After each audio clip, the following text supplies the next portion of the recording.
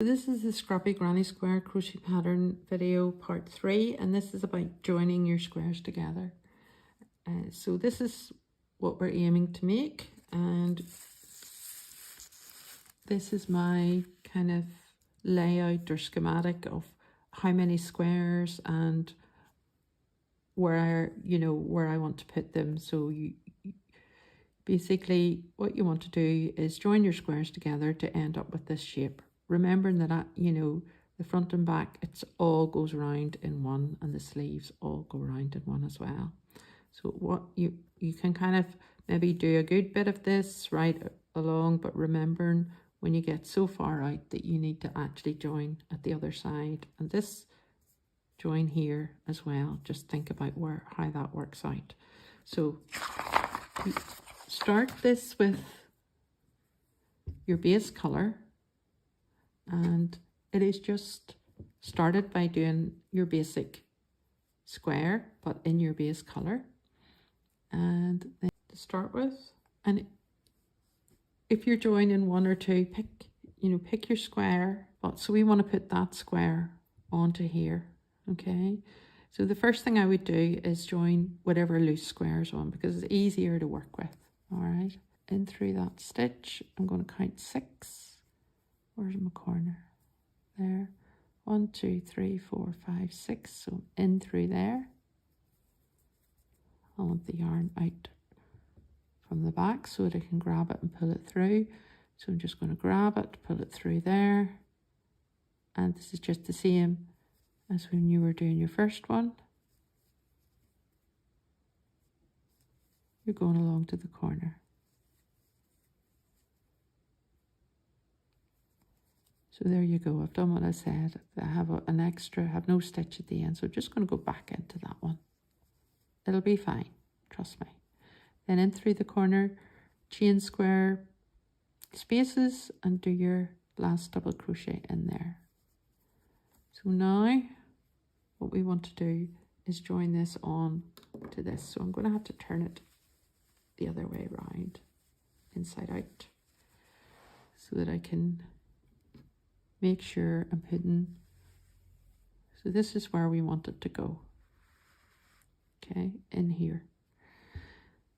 So you just start and you go in to the 2 corner spaces and do your first chain or your first double crochet, and you work along. When you've got your base square done, and you're at the last part, if you just go in through there,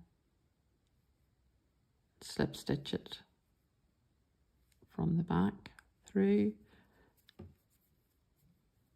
instead of cutting your yarn and weaving it in, and you flip it over,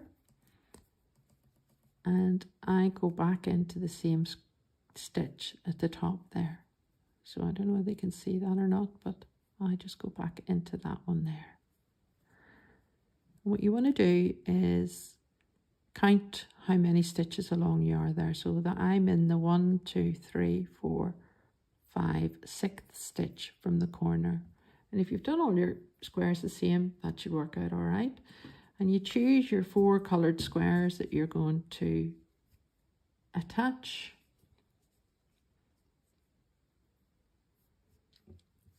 And you take one of them to start with. So I'm just going to take this yellow one. And working out what is your right side and your wrong side is important as well, because you want to put the 2 right sides together. Okay, I've flipped this over, so this is my wrong side here, and this is the right side. I can tell it's the right side because you can see the V's along the edge of the last row, and on this one you can't see the V's because they're on the other side, that being the right side there. So I'm going to put the 2 right sides together, but remember I counted and I was in the 6th stitch along, so I want to make sure I'm starting in the 6th stitch. 1, 2, 3, 4, 5, 6, and I'm going to slip the hook in there, and that hopefully gets me started in the right place. So basically you're just going to do a double crochet. So you're just going to grab the yarn over and through the 2 at the top.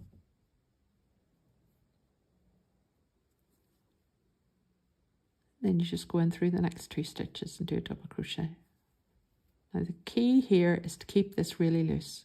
Don't make sure that the yarn is coming through your fingers nice and loosely, and don't tighten it because you don't want it to pull on the other side. You don't want the join to be too tight. You want it to open out nicely. So in through the next 2 and the next 2 up to the corner. That's my last stitch before the corner, and now I'm going through the 2 corner gaps under the chain, doing it 1 double crochet there. Okay, so I can just open that out. If you did this too tightly, this would bunch up like this, so you need to keep it loose. Some people might want to go up a hook size. Okay, so we've got to the corner of the first square. So then you just lift your next square and put it right sides together, and you're going to go in through the corner of your base square and your new square to start with, and do a double crochet loosely. Corners are important. Okay, and then just work along, going under both stitches, going into both stitches, should I say, and working a double crochet. This grows really quickly, so it's quite nice when you do it. I enjoyed putting them together. I thought doing a load of base squares was going to be a bit of a torture. So that just making sure when you get to the last one that you are in the last one over here, and I am there. Okay, and then into the corner space again, 1 chain. So now we've got 1 attached to that side and where we started over here, and I'm going to pick my 3rd square, making sure I've got my right sides together. And into the 2 corners, keeping it loose and working my way, whoops, along the top again. So occasionally you might find you end up at the end of a row. It is particularly where the beginning of the row is, but you might find that you get to the end here and you've only 1 on this side and you've 2 on this side. Easy to rectify, don't worry about it, just go. So if say I only had 1 here, I would go into that one, I'll go in there, and then I would go back into the same one and into the last one, so that I end up having gone into each part. I'm just going to take that out because I do happen to have 2, but that will happen. Just don't worry about it. Don't think you have to redo your square. Just fudge it out, as some people would say, rather than frogging. So I've got to the corner. I haven't done my corner there. See, that could have been a bit of a miss. Into the gap in the corner chain space, lifting my last square into the corner chain space of both again, and working my way along the last square that I'm joining.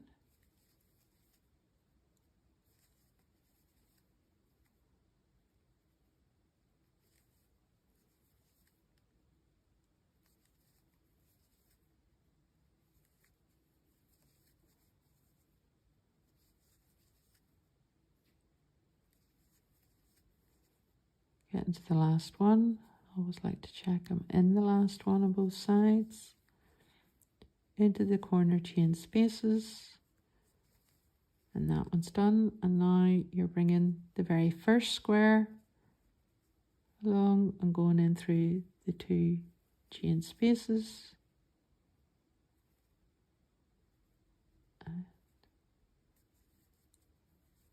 Whoops. Just check where I'm going there. It's a bit harder to see. Yep, that one there. When you get round this far.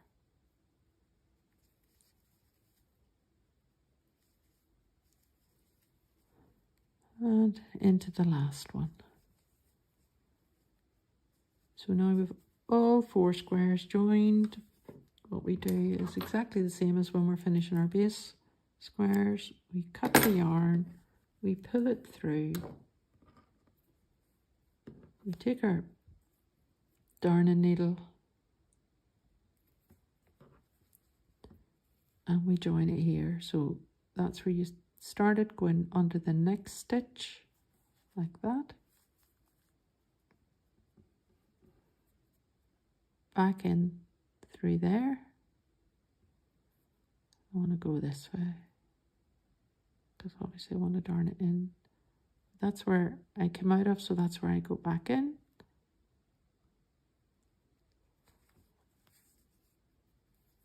And then just weave it in along and back. And we can cut that off nice and neat. You would also weave in your magic circle. And now you can see that we have the first 4 squares joined together. So next you would join wherever you want, but as you can see here, you would, if you were joining on here, you would be picking maybe 2 squares to join on. Pick your colors. Okay, I'm going to show you how, when you get to perhaps here and you have actually 3 sides to join together. Okay, so I've done this base color, then into the corner. So just the usual into the chain spaces of both of those squares, and now we want to go around the corner, but this time we want to make sure we connect it to the other base square as well. Okay, so you've gone into these chain spaces, you're going to go into this and this chain space, and then you're going to go into this and this chain space before going round. Okay, so we've done the first one. Now we're going into the 2 base color square chain spaces like that. Then back into this, the base color chain square space, and into the next square, the blue one here in this case. And then working your way around.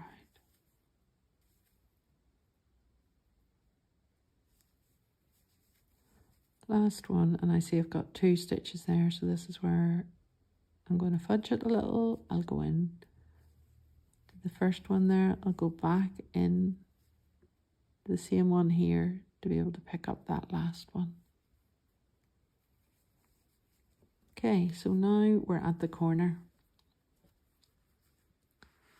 and this is where we need to make sure that we've gone in to this corner chain space 3 times, once with this one, once with the base one, and once with your new square along this side. So I have just finished off this row by going in to this purple one. So now I'm going to go from the base corner through the other base corner like so, then the base corner and the pink corner like so. And now I can turn that round and line it up to make it a bit easier to get along.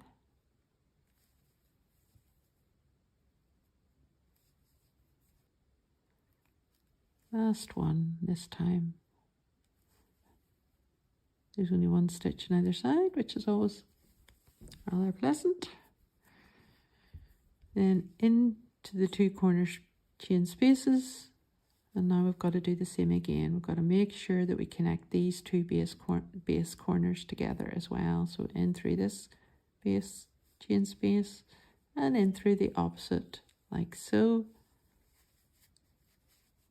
and then in through the last square, the black one it is in this case, and again working your way along that last square one there. So I'm in the corner here, and now we're back to the square, the initial square that we were joining. We just finish off as we did before, so in through the corner chain spaces of both those squares,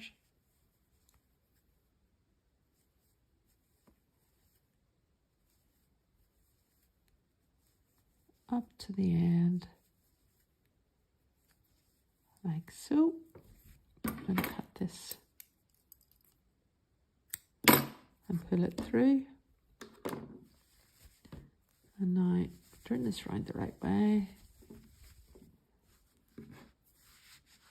We can see that this is the base square that we started off with, and we have put it in and joined on one additional and attached it to the 3 that were already there. So just remembering again that when you get to the edges, you need to join right round. So this is where it's useful to have your kind of schematic done, and there is a little page on the back where you can kind of draw out your own. You're not really working out the colours, it's just to have that outline so that whenever you're coming to join your squares together, you know how many you're doing across and for the sleeves, etc. So I hope that helps, and see you soon. Bye.